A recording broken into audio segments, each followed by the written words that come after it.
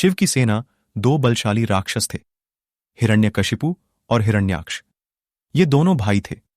उन दोनों ने देवों पर चढ़ाई कर इंद्रलोक को जीत लिया, मगर समय की गति बलवान है। हिरण्याक्ष एक नौका दुर्घटना में मारा गया और हिरण्यकशिपु को नृसिंहदेव ने मारा था। हिरण्यकशिपु के मरने के बाद उसका बेटा प्रहलाद सिंहासन पर बैठा, मगर भगवान भक्त प्रहलाद को हिरण्याक्ष के बेटे अंधक ने हराकर उससे राज्य छीन लिया। अंधक ने प्रहलाद को बंदी बना लिया और स्वयं असुरों का राजा बन बैठा। अंधक के मन में देवों के लिए पुराना बैर था। उसने अपनी सेना की शक्ति बढ़ा ली और अमरावती पर चढ़ाई करने की तैयारी करने लगा। इंद्र को यह बात पता चली तो वह चिंतित हो उठा। इंद्र जानता था कि अकेले देव इतने शक्तिशाली नहीं हैं जो अंधक और उसकी विशाल सेना का सामना कर सकें। इसीलिए इंद्र ने निश्चय किया कि वह मनु की प्रतापी संतानों को अपनी सहायता के लिए बुलाए। उस समय धरती पर दक्ष प्रजापति जैसे प्रतापी राजा थे। इंद्र ने नारद जी को बुलाया और कहा, नारद जी, तुम अश्विनी कुमार और दक्ष प्रजापति के पास जाओ। देवों पर विपत्ति के बादल घिरे हैं। उनसे कहो कि इस युद्ध में वह हमारी सहायता करें। प्रजापति दक्ष की राजधानी महान नदी सरस्वती के तट पर थी। नारद और उनके साथी वहां पहुंचे। शाम का समय था। उन्हें पता चला कि इस समय दक्ष अपनी बद्ध बेटी सती और पत्नी वीरिणी के साथ सरस्वती तट पर घूमने गए हैं। देवर्षि नारद ने सोचा, जरूरी काम है, महल में बैठकर प्रतीक्षा करने में विलंब हो जाएगा। इसीलिए वह दक्ष से मिलने नदी तट की ओर ही चल बढ़े। कुछ दूर चलने पर ही उन्होंने एक तेजस्वी पुरुष को नदी के तट पर टहलते हुए देखा। उनके बगल में एक प्रौढ़ा और एक युवती भी चल रही थी। युवती की सुंदरता देखकर अतिरथ बोला, नारद जी, यह अप्सराओं में श्रेष्ठ युवती यहां कैसे आ गई? नारद जी हंसकर बोले, मित्र, यह प्रजापति दक्ष की बद्धी पुत्री सती है। कुछ ही दिनों में इसका विवाह होने वाला है। पता नहीं किस भाग्यशाली को यह वरण करेगी। और दूसरी है दक्ष की पत्नी वीरिणी। यह कहकर नारद जी आगे बढ़े और दक्ष के पीछे जाकर बोले, दक्ष प्रजापति, मैं नारद देवलोक से आया हूं। दक्ष ने पूछा, कहो, देवराज इंद्र तो कुशल हैं, अमरावती के क्या हालचाल हैं? नारद जी ने कहा, देवराज तो कुशल हैं, किंतु एक संकट इंद्रलोक पर मंडरा रहा है। इसी कारण मैं इंद्र का संदेश लेकर यहां आया हूं।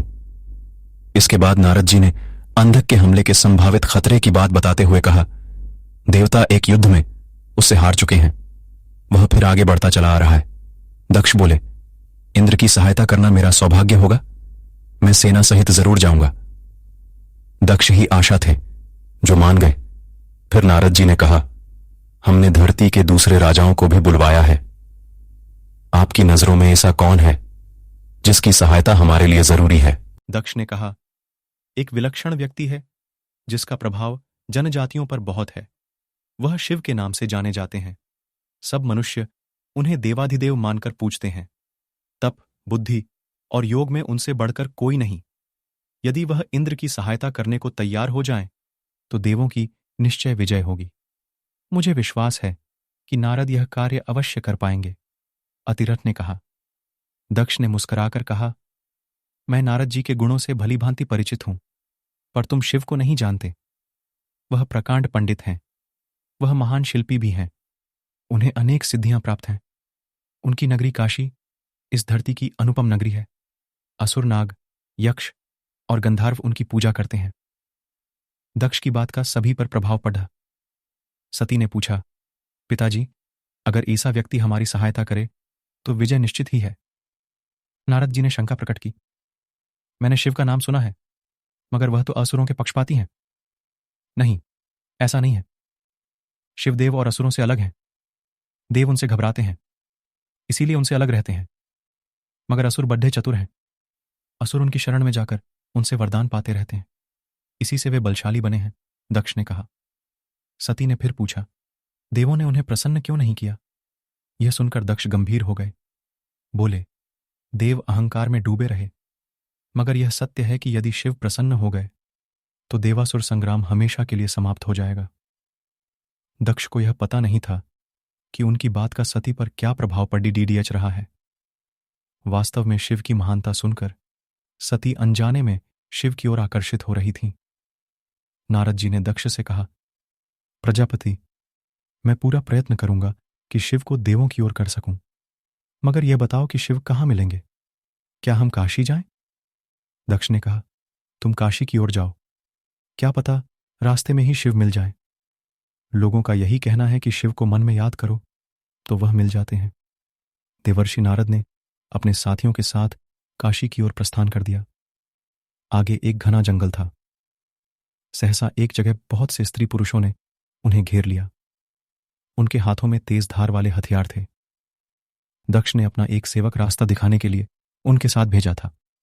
उसका नाम करंथ था। करंथ ने उन लोगों से उन्हीं की भाषा में कहा, हम आपके मित्र हैं। हम महान योगीराज शिव के भक्त हैं। उनसे मिलने जा रहे हैं। शिव का नाम सुनते ही उन लोगों ने अपने हथियार नीचे कर लिए। फिर उनके मुखिया ने पूछा, तुम लोग शिव के पास क्यों जा रहे हो? नारद जी ने मुखिया से कहा, हम पर भीषण आपत्ति आ पड़ी है। हम शिव की सहायता लेने आए हैं।